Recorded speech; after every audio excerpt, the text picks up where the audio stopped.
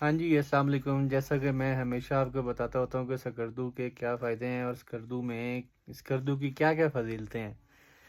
तो स्कर्दू की फ़जीलतों में आज सबसे जो पहली मैं आपको फ़जीलत बयान करने जा रहा हूँ वो ये है कि यहाँ पे जो गंदम का आटा है 20 किलो वाला थैला सिर्फ 540 रुपये का मिलता है।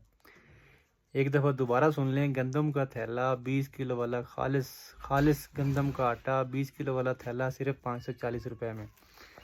उसके लिए आप ये दे सकते हैं, ये थैला है करामत। जी, ये इसमें कितना आटा होता है? इसमें 20 kg आटा आता है। 20 kg होता है। जी, तो ये कितने का मिलता है? ये 540 का मिलता है। 540 रुपये का है। 20 kg आटा खालिस। जी जी, खालिश बीच गंदम। में से एक निकाल के दिखाओ, हाथ डालो।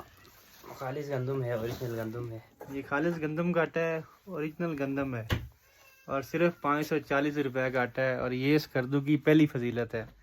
बाकी फजीलतों के लिए आप हमारे साथ जुड़े रहिए, तो इंशाल्लाह आपको वक्तन फ़वक्तन दिखाते रहेंगे स्कर्दू।